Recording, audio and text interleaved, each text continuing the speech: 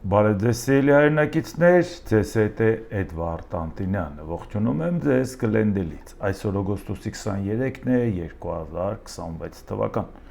ասելով օգոստոսի 23, առաջինը մտաբերում ենք 1990 թվականի օգոստոսի 23-ը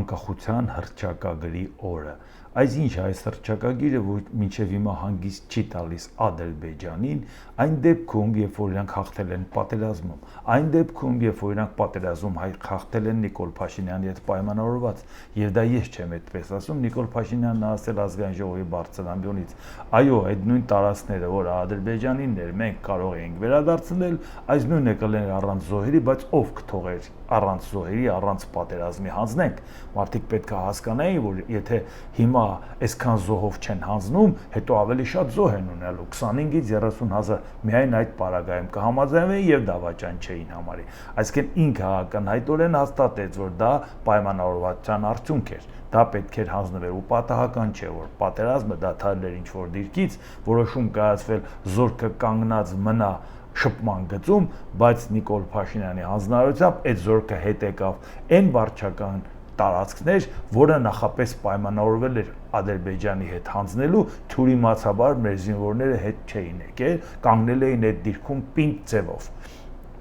Դա չէր մտնում Նիկոլ Փաշինյանի պլանների մեջ, դրա համար ասեց ոնց, մտարակ հետ եկեք, նույնիսկ եթե ստորագրել են, որ պիտի մնաք ձեր տեղ, ոնց եք մնալու Ադրբեջանի տարածքում, այսինքն պատերազմը հաղթած, Հայաստանի իշխանությունը այդ ուզածը պայմանավորված, այն ինչ որ ուզել է Հայաստանից ստացել է, անգամ թրիփի հետ կապված մենք գիտենք, որ դա իր նախաձեռնությունն էր, Ամերիկայի Միացյալ Նահանգների միջոցով այդ հարցը լուծել, ինչ է իրան պակասում, ինչ խնդիր է մնացել լուծելու, բայց նրան հանգիստ չի տալիս հոկտեմբերի 23, օգոստոսի 23-ը ներողություն, անկախության հռչակագիրը, մի անգամ եւս հասկանանք, սա ինչ է, որի հետ կապված Նիկոլ Փաշինյանն ասեց, մեր սահմանադրությունը ասում է, որ անկախության հռչակագիրը նախաբանում որևէ ազդեցություն չունի, տարածքային պահանջ չի կարող պարունակել, որևէ մի պարզ պատճառով սահմանադրության մեջ չկա այնպիսի դրույթ, որին հղում կատարելով ասել, այսինքն սա ընդհանրապես հռչակագիրը, սա կոնկրետ գործողություն չի պարունակում իր մեջ որևէ հոդվածով, բայց նույնիսկ այդ պարագայում, որ Հայաստանի սահմանադրական դատան այդ որոշումը կայացրել է, նույնիսկ այդ պարագայում, երբ որ անկախության, ներողություն, խաղաղության պայմանագրի հետ կապված հատուկ կետ կա, որ այդ պայմանագիրը գործելու հետ կապված ներպետական դրույթները որևէ օրենքի չի կարող դրա վրա ազդել, դրանից բարձր անգամ այդ պարագայում, որ բավական Ադրբեջանը ստորագրի եւ դա ուժի մեջ մտնի եւ ընդհանրապես որևէ ներքին օրենսդրություն ազդեցություն չունենա այդ փաստաթղթի վրա, համառորեն պնդում է ասում նախաբանը հանեք սահմանադրությունից, նորից հասկանանք դա ինչու է այդպես, որովհետեւ նա ասում է, որ անկախության հռչակագիրը իր մեջ կրում է 1989 թվականի դեկտեմբերի 1-ի վերամիավորման հիմքը, փաստաթուղթը։ Անկախության հռչակագիրը դրա հիման վրա նաև ստեղծված փաստաթուղթ է, որով Արցախի անվտանգության երաշխավորն է Հայաստանը։ Թվում է թե ինչ է եղել, մի հատ օրենք է, հիմա այն ժամանակ ընդունել են, կարող է ասեն ուժը կորցրած է ճանաչել, դրա խնդրեմը ո՞րն է։ Քանի օրենք կա, որ ընդունել ես, հետո ուժը կորցրած ես ճանաչել, կամ բարելավել ես, կամ ընդհանրապես որոշ դրույթներ հանել ես եւ վերջ, որևէ խնդիր չկա։ Իսկ ինչ է, այս իշխանությունը, որը ունի հնարավորություն ցանկացած օրենք փոխելու, ցանկացած օրենք վերափոխելուց բացի ուժը կորցրած ճանաչել այս կամ այն դրույթը կամ առհասարակ այդ որոշումը, ինչու՞ դա չի անում։ Որովհետև դրանով հարցը չի լուծվում։ Ադրբեջանն ասում է դու դա գրել ես քո սահմանադրության մեջ եւ այդ սահմանադրությունը ժողովուրդը հանրաքվեով ընդունել է։ Ինչքան Նիկոլ Փաշինյանն ասում է դե այդ հանրաքվեները, որ արել են ժամանակին, բոլորը կեղծ ա եղել, լեգիտիմություն չունի այդ սահմանադրությունը, ասում է հա լավ ես ասում, բայց այդ սահմանադրությունով դու հիմա վարչապետ ես։ Ուրեմն այդ սահմանադրությունը քանի ժողովուրդը քվեարկությամբ անկախության հռչակագիրը չհանի ու քվեարկի, նշանակում է դա դեռ ուժի մեջ է։ Դա այսօր ընդունում է Ալիևը, դա է պատճառը, որ Նիկոլ Փաշինյանն ասում է անկախության հռչակագիրը դա մեր կործանման հռչակագիրն է, պետականություն չունենալու հռչակագիրն է, որովհետև ինքը ավելի Ալիև է, քան Ալիևը, որովհետև Ալիևը չի կարող այդքան Ալիևը, ինչքան Նիկոլ Փաշինյանը, որովհետև ինքը պետք է ծառայություն մատուցի, չէ՞ Ալիևին, որ ավելի համոզիչ լինի։ Ասում է, տես, էլ ինչ անեմ քո համար։ Մեր սահմանադրական դատարանը որոշում է կայացրել, ասում է դա չի ազդում, նույնիսկ դրա հետ կապված ես ասում եմ ժողովուրդ դա պետք է փոխենք, որովհետև ռեգիոնալ քաղաքականություն ենք վարում, չենք ուզում կոնֆլիկտ ունենալ մեր հարևանների հետ։ Այն ցլերի հայտնի պատմությունն էլ հիշում եք, որ ճանապարհով գնում էր, երկու կողմից ցլերը հարձակում էին, ինքն է կարմիր զգեստով էր, էլի, դե հասկանում եք, ու դրա համար վախեցավ, որ այդ ցլերը իրան որ բռնեն, դա հղի էր խիստ կանխատեսելի հետևանքներով, բայց ժողովուրդը դրա չխաբվեց, ժողովուրդը ասաց ոչ դա չի ընդունվելու։ Իսկ հիմա նաև ուշադրություն դարձնենք, այսինքն դուք հասկացաք ինչն է պատճառը, որ ինչ ուզում է անեն, իրանց պետք է նախաբանը հանել, որովհետև նախաբանը քվեարկված է հանրակրվեով։ Իսկ հիմա նայենք, շատերը որ ասում են անկախության հռչակագիրը ինչ, Հայաստանը ինքը դուրս եկավ Ռուսաստանի դեմ, Հայաստանը բզբզեց, ախր մենք Ռուսաստանի հետ լավ էինք, ինչ կարիք կար այդ անկախության հռչակագիրը, դրա պատճառով մենք ահագին տուժեցինք եւ այլ, այս կողմենքով մեզ ապերախտության մեջ են մեղադրում, ամեն ինչի մեջ մեղադրում են, որովհետեւ անենց ոնց որ Հայաստանում մեր Պուտինամերները կմեղադրեն մեզ, այտենց ոչ մի ռուս չի մեղադրի, ժողովուրդ ջան, ռուսը չի կարա այտենց մեզ մեղադրի, ինքը նախ այդ հնարավորությունը չունի։ Այդպես ոնց որ հայը կուզենա սպանի հային, որը չի ընդունում Պուտինին, այդպիսի ռուս դուք չեք գտնի աշխարհում։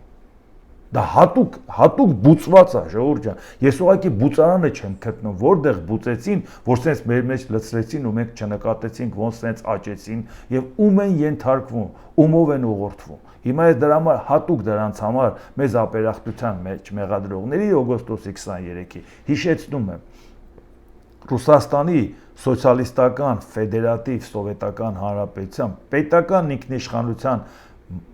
մասին հռչակագիրն ընդունվել է 1990 թվականի հունիսի 12-ին պետական ինքնիշխանության, այսինքն մերը օգոստոսի 23-ին, իրանցը հունիսի 12-ին, ՌՍՖՍՀ ժողովրդական падգամավորների առաջին համագումարի կողմից։ Այդ որոշմամբ հայտարարվեց Ռուսաստանի գերակայությունը միութենական օրենսդրության նկատմամբ եւ դրվեց ԽՍՀՄ փլուզման հիմքերը։ Սա ես անգիր գիտեմ, բայց հատուկ կարդում եմ, որ դուք իմանաք, որ դուք ինքներդ կարող եք որոնում տալ եւ այս բառերը կարդալ, որտեղ սա իմ եզրակացությունը չի, իմ մեկնաբանությունը չի, սա կոնկրետ կարդում եմ։ Այսինքն սրանով Ռուսաստանի գերակայություն միութենական օրենսդրության նկատմամբ, բաց մեկ Ռուսաստանը ցարական, Ռուսաստանը սոցիալիստական եւ այսօրվա Ռուսաստանը նույն պետությունն է տարբեր անուններով, ժողովուրդ դուք չեք հասկանում, մենք որ եղել ենք ցարական Ռուսաստանի կազմում, եղել ենք խորհրդային միության Ռուսաստանի կազմում, անունն է եղել ԽՍՀՄ, բայց նույն Ռուսաստանն է եղել։ Հիմա Ռուսաստանը որ կա, մենք դրա կազմում պետք է լինենք, որովհետեւ մենք տենց է, դա իրանց ժառանգությունն է։ Ասում եմ, եթե դա այդպես է, այսօրվա Ռուսաստանը դա խորհրդային միությունն է, ուրիշ անունով։ Հունիսի 12-ին Ռուսաստանը ումից էր անկախանում, կարող եք ասել, ինքը իրանից էր անկախանում, այսինքն ինքը ընդունում էր, չէ, որ կա մի պետություն, որից ցանկանում էր Ռուսաստանը անկախանա իր ժամանակակից տարածքով, չէր ասում են մնացածն էլ է հիմա, ասում էր Ուկրաինայինն է, Բելարուսինն է, Հայաստանին է, ինքը անկախանում էր իր այսօրվա ժամանակակից տարածքով, խորհրդային միությունից, այսինքն դրանք նույնը լինել չեն կարող եւ շարունակ ամենակարևորը որ այսինքն իրանք ընդունում են որ Ռուսաստանի գերակայությունը միութենական օրենսդրության նկատմամբ մեզ ինչու եք մեղադրում իրանք արդեն ընդունում են իրանք ինչ օրենք ընդունեն միութենական օրենքներից գերակա հաջորդը նայենք հանրապետական օրենքների գերակայությունը ԽՍՀՄ օրենքների նկա այդ մի կետը մյուսը քաղաքացիություն սահմանվեց Ռուսաստանի սովետական ֆեդերատիվ սոցիալիստական հանրապետության սեփական քաղաքացիությունը Ռուսաստանը 90 թվականի մայիսի 12-ին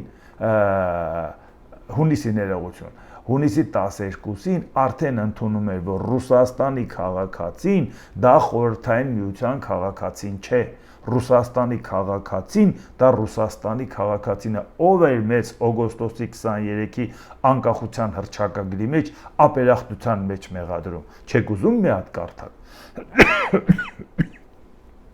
Շարունակությունը, տնտեսական անկախություն,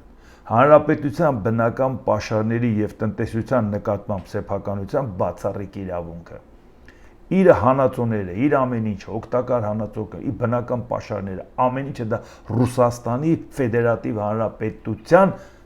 սեփականությունն է հանդիսանում, ոչ թե ԽՍՀՄ-ի, այսինքն ինքը ասել է, այն ինչ որ իմ տարածքում է, դա իմն է, իմ սեփականությունն է։ Հայաստանը պետք է իր տարածքի ու իր սեփականությանը տեր չկանգներ։ Սա նախաձեռնությունը եկել է Ռուսաստանից, եւ սա համարվում է փաստաթուղթ, որ այս ամեն ինչը ընդունվեց, որ Ռուսաստանի գերակայությունը միութենական օրենսդրության նկատմամբ եւ դրվեց ԽՍՀՄ փլուզման հիմքը։ ԽՍՀՄ փլուզման հիմքը դրել է Ռուսաստանը, ժողովուրդ ջան, հունիսի 12-ին։ Այսինքն նրանք, ովքեր այդ հարցում մեղադրում են, եւ նայեք, կարող է ասեք դե լավ, հիմա կարող է մարդիկ հիմա դա ընդունել են ժամանակին, բայց այսօրվա Ռուսաստանը համաձայն չի այդ որոշման հետ եւ ասում է, «Էս ինչ եք անում»։ Չենք ընդունում։ Այո, սխալ են արել, որ տենց որոշում են կայացել, շատ լավ, այդ դեպքում հասկանանք, բայց այդ օրենքը, որ ընդունել են, հաջորդ տարվանից որոշել են, որ դա որպես տոն պետք է ընդունեն։ Հետո այդ տոնը ընդունեցին որպես պետական տոն։ Եվ մեկ էլ 2002 թվականից պաշտոնապես ընդունեցին որպես Ռուսաստանի օր, պաշտոնապես 2002 թվականին անվանումը հստակ դրվեց, Ելցինի ժամանակվա դրած անունը պաշտոնապես հաստատվեց 2002 թվականին։ Կարող է մեկը ինձ հիշեցնել 2002 թվականին Ռուսաստանի նախագահը ով էր։ Կարող է շատ պատահաբար Վլադիմիր Պուտինն էր, արդեն 2 տարվա նախագահ։ Եթե ինքը դժգոհ էր այդ որոշումից, եթե գտնում էր, որ դա անօրինական են արել, եթե գտնում էր, որ դա սխալ է, դա գերագույն տոն են նշում իրանք, եւ դա նշում են Ռուսաստանի օր։ Այդպիսի տոն նշում են իրանք, որ իրանք վերջապես անկախացել են, ժողովուրդ ջան, ու դա արել է ձեր սիրելի, պաշտելի Պուտինը։ Այսինքն բան ունեք ասելու Հայաստանին մեղադրելու, թե ինչի է օգոստոսի 23-ին անկախության քայլ կատարել։ Այնպես որքան շատ չծավալվեմ, բայց ինձ թվում է այդ ամեն ինչը մարդիկ հասկացան, մեզ մեղադրելուց առաջ ես հասկանում եմ, որ կյանքի նպատակը մեզ մեղադրելն է։ Այո, մենք մեղավոր ենք, որովհետև ծնվել ենք եւ ռուս չենք ծնվել։ Այո, մենք մեղավոր ենք, այո, ես դա հասկանում եմ ձեզ։ Շատ հաշտվեք այդ մտքի հետ, Ժորժ ջան, մենք հայ ենք ծնվել, եւ սա է մեր հայրենիքը եւ պետքա տեր կանգնենք մեր հայրենիքին։ Էսա աշխարհին նայենք մեր շահերի դիտանկյունից։ Հաշտվեք այդ մտքի հետ։ Հասկանում եմ ծանր է, բայց հաշտվեք։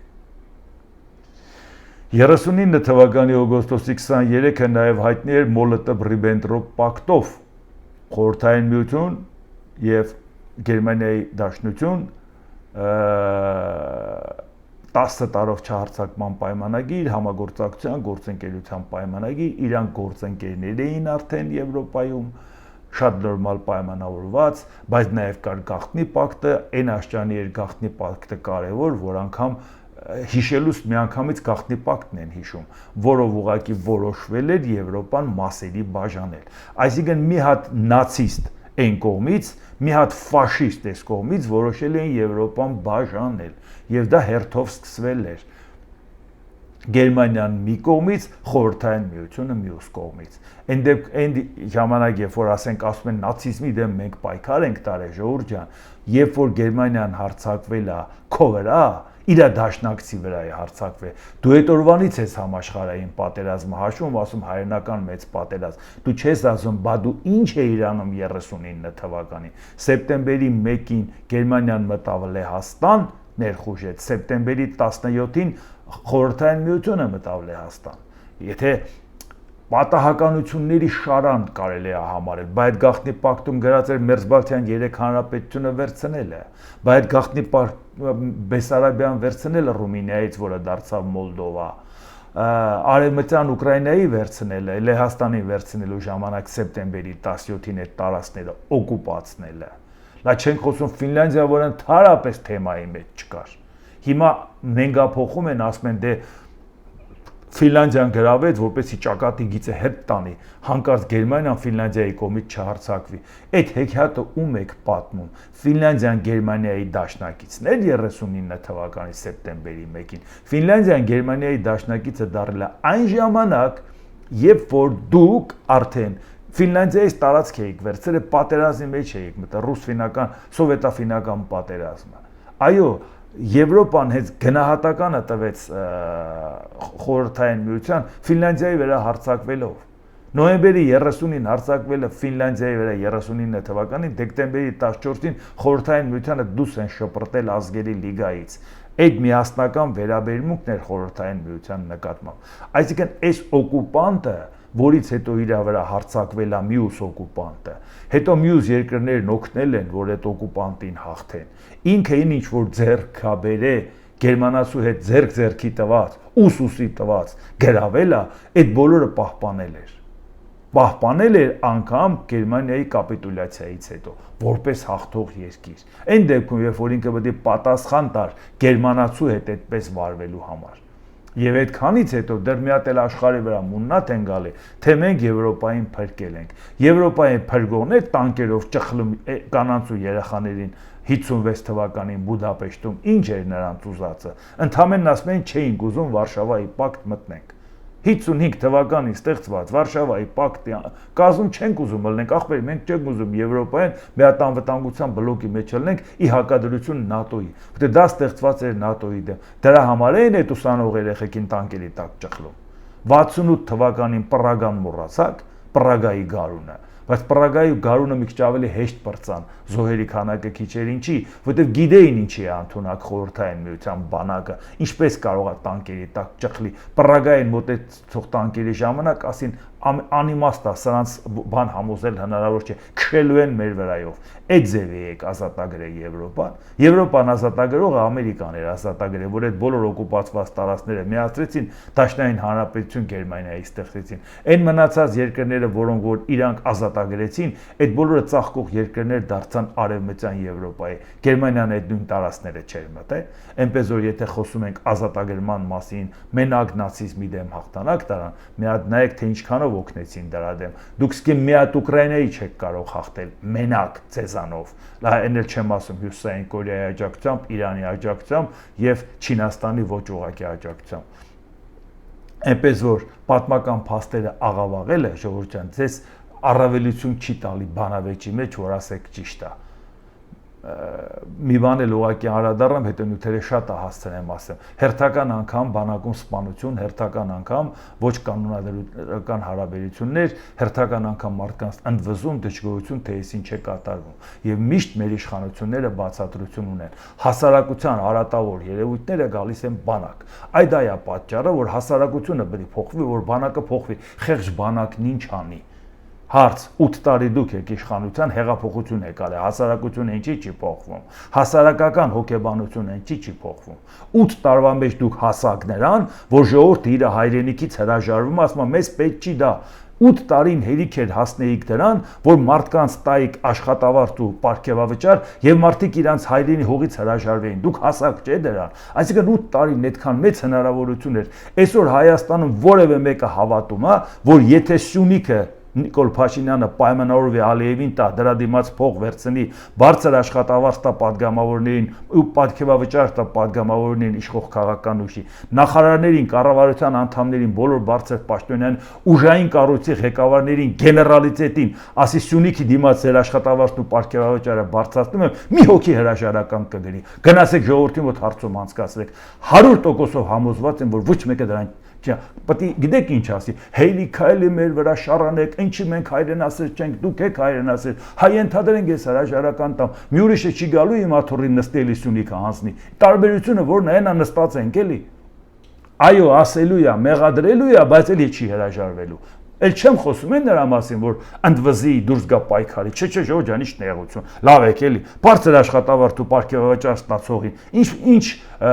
պայքարի մասին է խոսքը, վերջ, նա արդեն պայքարել է, դրան հասել է, ինչի եմ ասում, 8 տարին բավական էր, որ ազգին բարոյալը քեիք, 8 տարին բավական չէր, որ դուք այնպիսի հարաբերություն ստեղծեիք, որ բանակում այս վիճակը չլինի։ Բացի դրանից ի՞նչ է նշանակում հասարակական հարաբերությունները տեղափոխվել են բանակ։ Բանակ դուք տանում եք պարտադիր, բանակ տանում եք ձեր ռեժիմով, բանակ տանում եք ձեր կանոնադրական հարաբերություններով։ Բանակում դուք եք որոշում դրսի հետ ոնց շփվի։ Բանակում դուք եք որոշում ներսի ռեժիմը։ Բանակում դուք եք որոշում բոլոր հարաբերությունները։ Դա դրսի հետ որևէ առնչություն չունի։ Այդ ռեժիմը դուք եք որոշում։ Դա այնստեղ ոնց է հնարավոր լինում դրսի ռեժիմը ներսում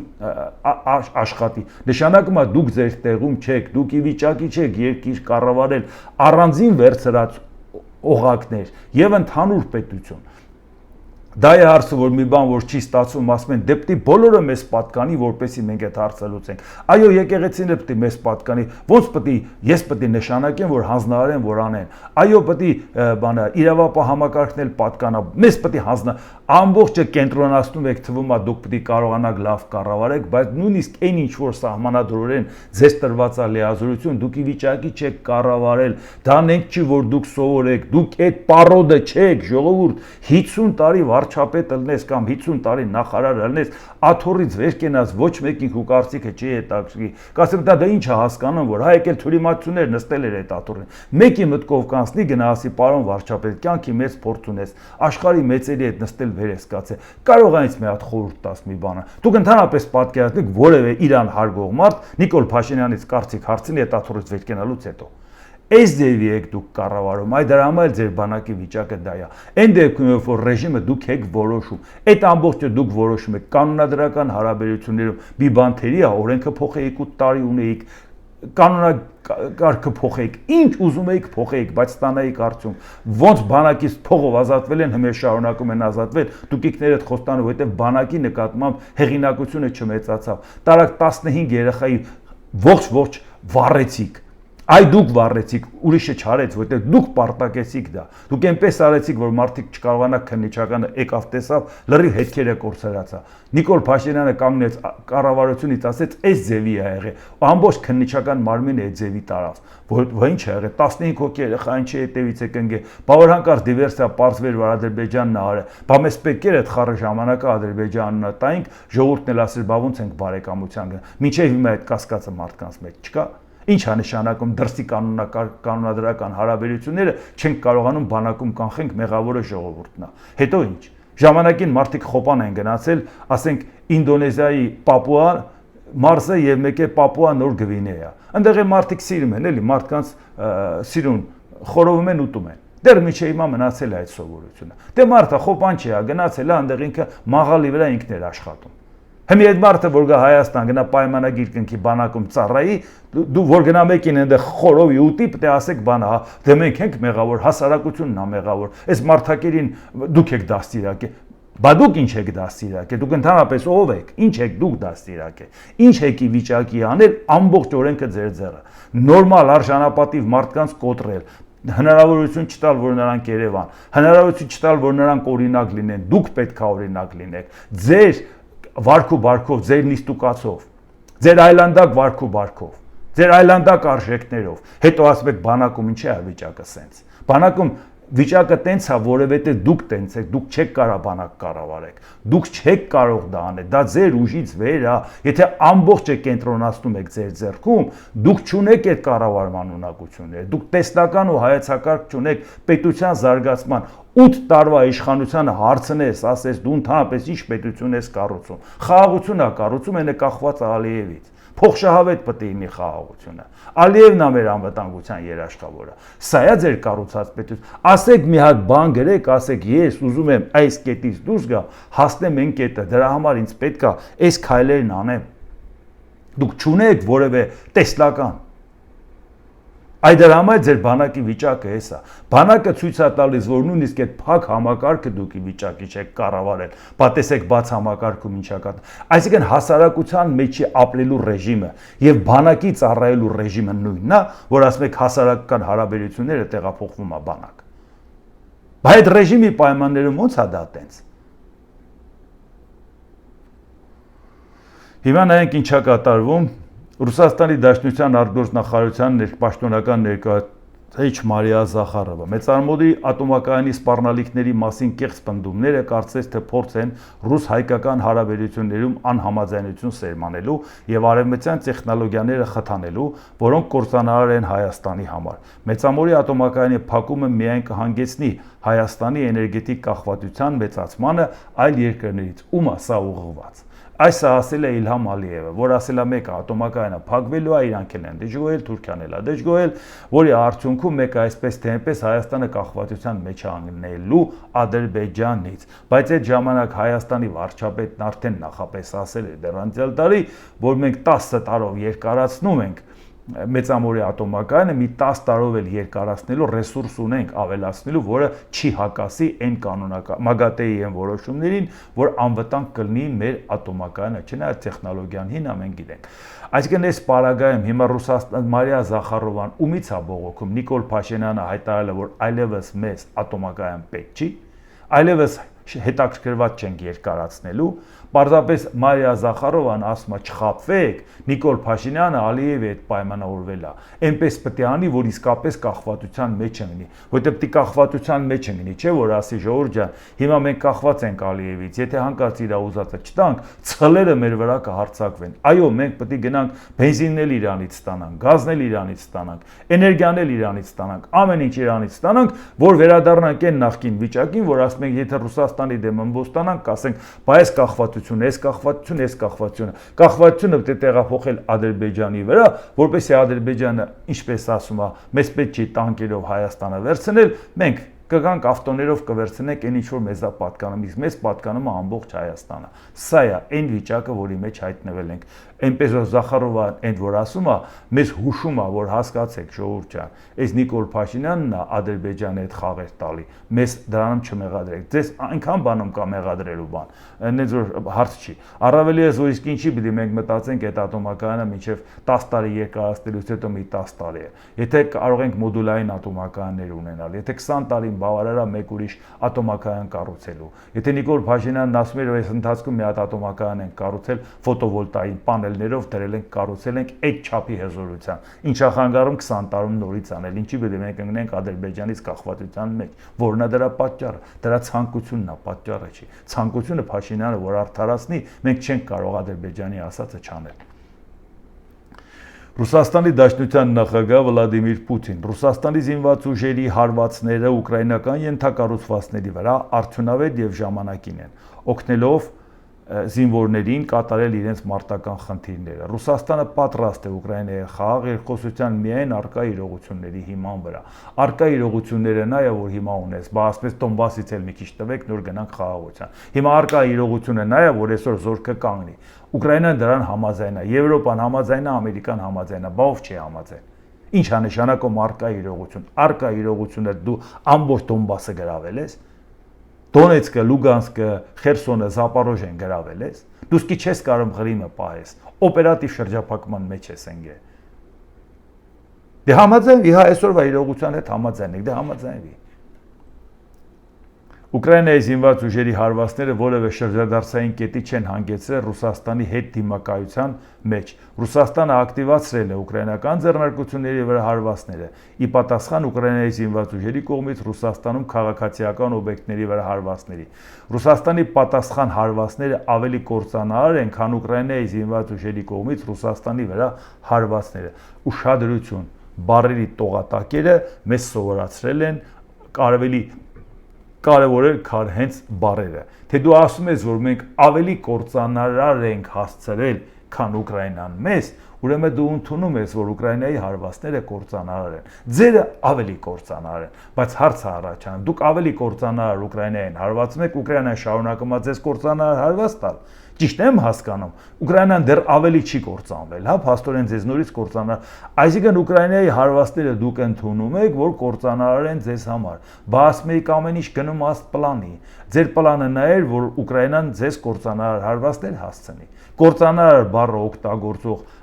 գերագույն գլխավոր հրամանատարը պետք է առնվազն մի հատ ինքնասպան լինի, մի հատ էլ իրան պատշգամբից գցի, մի հատ էլ գնա ստուգողական մի հատ էլ ինքնասպան լինի, որովհետև կարող է ինքը գլխին կրակած լինի, մեջը ուղիղ չլինի։ Պետք է մի հատ էլ կրակի, որ համոզվի, որ ճիշտ տեղին կպել է։ Բա այս չի ձեր պատերազմի շարունակելու դրդապատճառը։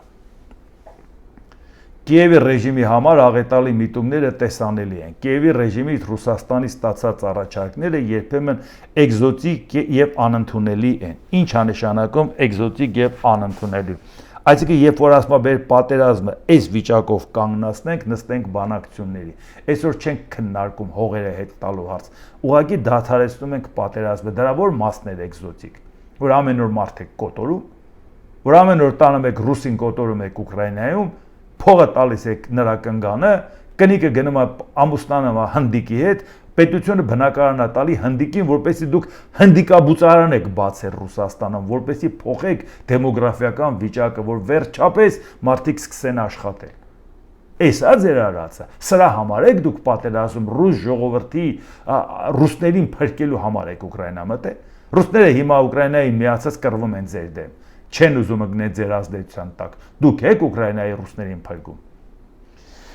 Օգոստոսի 23-ի գիշերը ուկրաինական զինված ուժերը կրկին հարվածել են Օզոնի պահեստին։ Հարձակման է ենթարկվել Մարքեթփլեյսի Օրենբուրգում գտնվող լոգիստիկ համալիրը, համալիրի տարածքում հրդեհ է բռնկվել։ Իդեպ նախորդ օրն էլ դա ձեզ ներկայացրել եմ, օգոստոսի 22-ին Ուկրաինայի զինված ուժերի անօդաչու սարքերը հարձակվել էին Սամարայի մերձակայքում գտնվող Օզոնի պահեստի վրա։ Չգիտեիք, որ դա լինելու է։ Չգիտեիք, որ հենց Վայլդբրիզին խփեց, որը պետական սեփականությունը 74.4% ԲՏԲ բանկի վարկերը դեղից են ստացել, դա կործանարար էֆեկտեր ունենալու, բայց դրանից հետո երբ որ փորձեիք Վայլդբրիզը պաշտպանել, նրանք խփելու էին Օզոնին։ Նոր եք այդ մասին իմանում, որ հաջորդը Օզոնն էր ելնելու։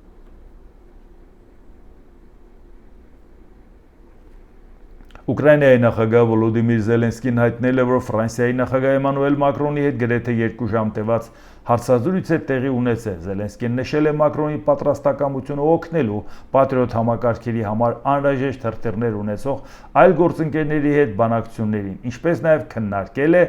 Ֆրանսիայի հակաօդային պաշտպանության հնարավորությունները։ Զելենսկիի խոսքով երկու կողմերը համաձայնել են արագացնել ֆրանսիական նորագույն սարքավորումների եւ հրթիռների մատակարարումը, ինչպես նաև քննարկել են Փարիզի պատրաստակամությունը Ուկրաինային հրթիռների արտադրության լիցենզիաներ տրամադրելու հարցում։ Երկու նախագահները նաև քննարկել են գործընկերների եւ ԱՄՆ վարչակազմի հետ դիվանագիտական շփումները, ինչպես նաև Ուկրաինայի պաշտպանության ֆինանսավորումը ընթացիկ եւ հաջորդ տարվա համար։ Ֆրանսիայի նախագահ Էմանուել Մակրոնը եկող տարի հրաժեշտ է տալու պաշտոնին, արդեն իր պաշտոնավարման երկրորդ ժամկետն է, երրորդ անգամ առաջադրվել չի կարող։ Այդ իսկ պատճառով հրաշալի գիտի, որ գնացող նախագահ է, բայց մինչև վերջի օրն էլ վերջի պահն էլ նա մտածում է Ուկրաինային աջակցության հարցը, որտեղ դա մտածում է համաեվրոպական ծրագիր է, դա համաեվրոպական աջակցության։ Այո, ինքը ձայնագործում երկրի ներսում։ Այո, երկրի ներսում քննադատության արժանում։ Այո, շատ հարցեր են միգրացիոն քաղաքականությունից սկսած, գնաճի հետ կապված, հարկերի, վարկերի, հազարով մի հարցերի հետ կապված բայց այն գլոբալ հարցը, որ Էմանուել Մակրոնը, Ֆրիդրիխ Մերցը եւ հիմա էլ արդեն Կիր Ստարմերից հետո Մեծ Բրիտանիայի եկող վարչապետը Էնդի Բըրնհեյմը կանգնեց ու ասեց՝ հոп, ես 100%-ով շարունակելու եմ նախորդի արածը, Ժորժ ջան, դա անգնահատելի ծառայություն է, հավատացնում եմ ձեզ, եւ վաղը մյուս օրը կհամոզվեք, որ շատ լուրջ աշխատանք էր կատարում Էմանուել Մակրոնը, նույնիսկ իր վարկանիշի հաշվին, նույնիսկ հասարակության մեջ իր հեղինակությունը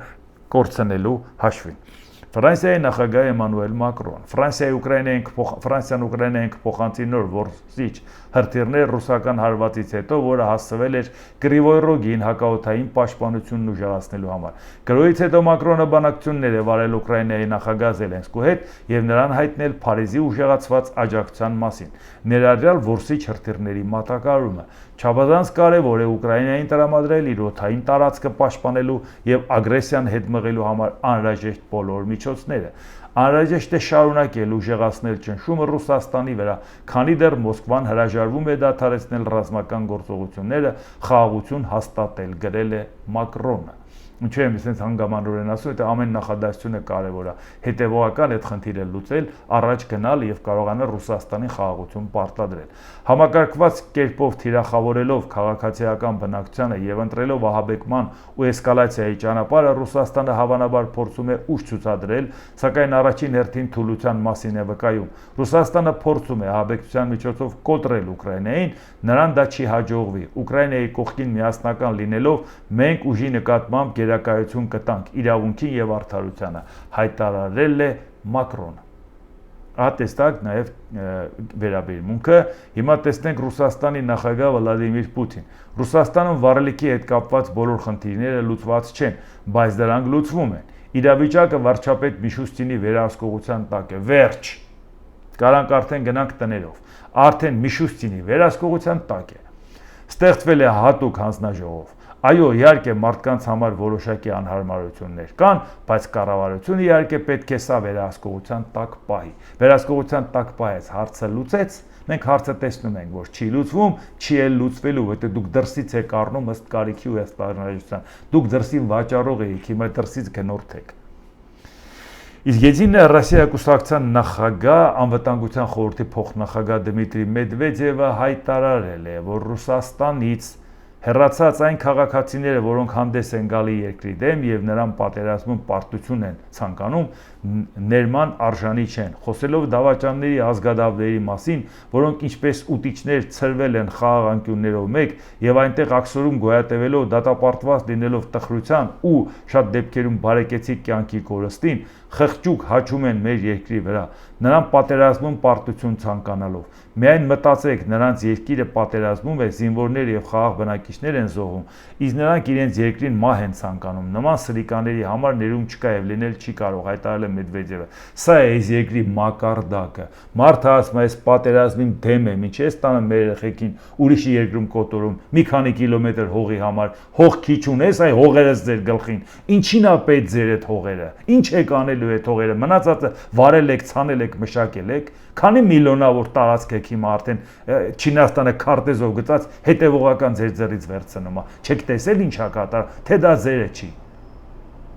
Եվ այս խելքով այն մարդով դեմ է պատերազմին, դա դավաճան է, այն մարդով կոտորածին դեմ է, նա դավաճան է։ Իրական հայրենասերը նրանք են, ովքեր դեմ են ձեր պատերազմին։ Վաղը մյուս օրը Պուտինը գնալու է, չի մնալու, դրանից հետո շուռ են գալու մեղադրեն պատերազմում։ Այս մարդիկ դառնալու են այդ ազգի հերոսներ, որոնք լքել են երկիրը, գնացել են դրսից պայքարել են, գնացել են ամեն ինչ արել են, որ իրանց երկիրը դուրս գա այդ վիճակից։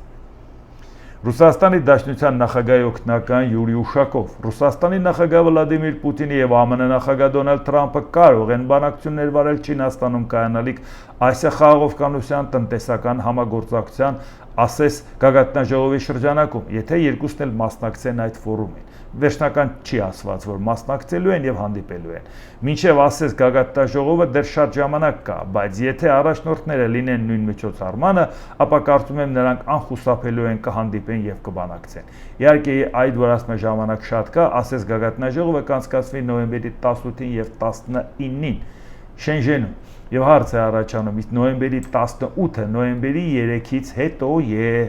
եթե Ուշակովը մի քիչ տեղյակ է ինչ է կատարում։ Նոյեմբերի 3-ին Ամերիկայի Միացյալ Նահանգներում կոնգրեսում ընտրություններ են, ստորին պալատը ամբողջությամբ, իսկ վերին պալատը սենատը, որը 6 տարին մեկ է ընտրվում 1/3 ռոտացիայով, որի պարագայում կարող է մեծամասնություն չունենալ Դոնալդ Թրամփը։ Այսինքն դուք մի Դոնալդ Թրամփի տենչում եք հանդիպել նոյեմբերի 18-ին, 19-ին, բայց կարող է գալ միանգամայն այլ Դոնալդ Թրամփ։ Էլ չասենք, որ Ռուսաստանի հետ կապված հույս ունեք Թրամփը ձեզ համար ինչ-որ բաներ անի, հարցը առաջանում կուզենա անի եւ երկրորդ կկարողանա անի։ Այնպես որ դուք ինչ-որ բան հույսները դրել եք Թրամփի վրա, բայց չգիտեք ամեն օր է բան փոխվում։ Աշխարհում նաեւ Թրամփի վարկագծում, նաեւ Թրամփի վարած քաղաքականության մեջ։ Այնպես որ այդ որ ասում եք դե լավ, գոնե իր այդ կհանդիպենք նոյեմբերին կհասկանանք ինչ են անում, դա այդքան էլ լուրջ չի։ Առավել ես որ չգիտեք էլ որ դա կհանդիպեն թե չէ։ Կարծ նաև նայենք Իրանի հետ կապված, որովհետև Իրանի հարցը իհարկե կարճ չի, բայց դե ինչ արած, ինչքան որ կհասցնենք ձեր ժամանակը չչարաշահեմ։ Իրանի իսլամական Հեղափոխության պահապանների կորպուսի բասիչ ռազմականացված կազմակերպության ղեկավար բրիգադի գեներալ Հոսեյն Թայեբը հայտարարել է, որ աշխարհում ուժերի դասավորությունը փոխվում է, իսկ ԱՄՆ եւ Իսրայելը այլևս չեն կարող հավակնել աշխարհում եւ տարածաշրջանում կենտրոնական դերի։ Իդեպ Հոսեյն Թայեբը, որը բրիգադի գեներալը, նաեւ հոգեվոր կրթություն ունի, նաեւ այդ ուղղությամբ նաեւ աշխատող, այսինքն նաեւ բավական մեծ հեղինակություն ունի։ Թայեբը հայտարարել է, որ ներկայիս իրավիճակը ձևավորվել է այն բանից հետո, երբ ԱՄՆ եւ Իսրայելը տարբեր ուղղություններով լուրջ պարտություն են կրել Իրանից եւ փորձել են ամրապնդել իրենց դիրքերը հարված հասցնելով դիմադրության կառույցներին։ Հակառակորդը Իրանի հետ հակամարտության մեջ է մտել, օգտագործելով ռազմական եւ տեղեկատվական հնարավորությունները, սակայն բախվելով իրանցիների նահանջելուց հրաժարվելուն ստիպված է եղել հրադադար խնդրել եւ անցնել բանակցությունների։ Զինված ուժերի ջախջախիչ գործողություններն ամբողջ աշխարհին ցույց տվեցին ամերիկյան բանակի թուլությունը։ Մի բանակի, որը հսկայական բյուջեի եւ իր բոլոր հետախուզական ու օպերատիվ հնարավորությունների պայմաններում կարծում էր, թե կկարողանա կարճ ժամանակում վերջ տալ Իրանին, հայտարարել է Թայեբը։ Հակառակորդի ներկայիս միտումը անկումային է, իսկ Թեհրանի հռետորաբանությունը թելադրված է ոչ թե նախաձեռնությամբ, այլ հուսահատությամբ, ասել է գեներալ Թայեբը։ Այս մթնոլորտում ա գնում բանակցությունները, որ ինչպես տեսնում եք, ծայրը չի երևում։ Իրանի նախագահ Մասուդ Փեզեշքյանը հայտարարել է, որ Մերձավոր Արևելքում հակամարտություն հրահրելով ԱՄՆ-ն ակնկալում էր Իրանի արականկումը Վենեսուելայի սցենարով, հակառակ սպասումներին Իրանն ամուր է մնացել, իսկ ժողովուրդը կշարունակի դիմակայել անգամ ամենախիստ պատժամիջոցներին։ Ահա էլ նախագահի կարծիքը Ամերիկայի, որ ծրագրերը չաշխատեց այստեղ։ Ամերիկայի ծրագրերը այստեղ չաշխատելը, լա դուք տեսեք ինչ պլաններ ու ծրագրեր ունենք Ամերիկայի հետ։ Եվ ինչ խնդիրներ կունենանք, եթե Ամերիկան մի օր նեղանա, ոնց որ ասենք Աֆղանստանը մասեր թե լավ է, գնացեք ձեր հարցերը լուծեք։ Հետո այդ սա պլաններն ինչ եղավ։ Իրանի արտգործնախարար Աբբաս Արաղչի ԱՄՆ-ն հայտնվել է շփոթության վիճակում այն բանից հետո, երբ Թեհրանի վրա ռազմական եւ տնտեսական ճնշում գործադրելու բազմակի փորձերը արդյունք չեն տվել։ Սա կրկնվող ֆիլմ է, որը նրանք նորից ցուցադրում են։ Մենք այն անգիր գիտենք եւ գիտենք, թե ինչպես վարվել դրա հետ։ Այն, որ նրանք ռազմական գործողություններից եւ հարված հասցնելու այս կամ այն բանն անելու սպառնալիքներից հետո կրկին դիմել են իրենց հին ծրագրերին, ցույց է տալիս, որ նրանք հուսահատության մեջ են։ ԱՄՆ-ի ներկայիս արշավը նույնպես կավարտվի ձախողմամբ։ Հիմա դուք տեսնում եք, այս ամեն ինչի հետ կապված, իհարկե էլի լուրեր կան, վաղը կանդրադառնանք, այնպես չի, որ որևէ բան, որը արժանի է ուշադրության, հանկարծ մեր ուշադրությունից դուրս մնա, որովհետև պետք է նաև պատկերացնենք, Իսրայել-Թուրքիա ինչ չափով կսրվի այդ հակամարտությունը, դա էլ միշտ ավելի հանգամանորեն խոսենք դրա մասին, Սիրիան ինչա պատրաստվում անել, արդյոք Սիրիան իսկապես լուծումը կարող է գտնի իսլամական ՆԱՏՕ-ին միանալու տարբերակը, մանավանդ առաջարկություններ եղել է, որ եկեք միացեք, հիմա տեսնենք իրանք այդ տարբերակը կընտրեն, թե ուրիշ տարբերակ կընտրեն, ինչ երաշխիքներ է դրանք իրանց համար այդ ամեն ինչի համար պետք։ Մի խոսքով այդ ամեն ինչին մենք հանգամանորեն կանդրադառնանք։ Ես ուզում եմ ուղղակի մենք ուշադրություն դարձնենք, որ Հայաստանում վարվող քաղաքականության առումով ամենամեծ մտահոգությունը որն է, որ մեր ընդդիմությունը, որ առավոտից երեկո քննադատում է իշխանությունն էլ արդարանում, ասում է դուք ավելի վատն եք եւ այլ եւ այլ։ Այսինքն այդ ձեւով հասարակությանն ասում են հանգիստ նստեք, այն ինչ որ մենք հանձնում ենք ժամանակին հանձնած էր։ Այն ինչ որ մենք հիմա տալիս ենք, մեզանից առաջ էին արել։ Մեզանից ինչ եք ուզում։ Այդ դեպքում բա դուք եկել եք, որ ինչ անեք։ Դուք ինչ իշխանություն եք, որ ոչինչ չեք կարող կանխել, ոչինչ չեք կարող փոխել։ Եկել եք ընդամենը նախկին արածը շարունակելու, հա, հեղափոխական հանձնող եք դուք, հա, շարքային հանձնող չեք, սովորական հանձնող չեք, հեղափոխական հանձնող եք Հայաստանի շահերն ու տարածքները։ Դե ինչ, այսօր այսքանը, եթե հավանեցիք, սեղմ եք լայք կոճակը, բաժանորդագրվեք Էդվարդ Անտինյան YouTube-յան ալիքին, սեղմ եք զանգակ կոճակը, գրեք մեկնաբանություններ, գրեք հարցեր, դիտեք եւ դատեք ինքներդ։ Շնորհակալություն։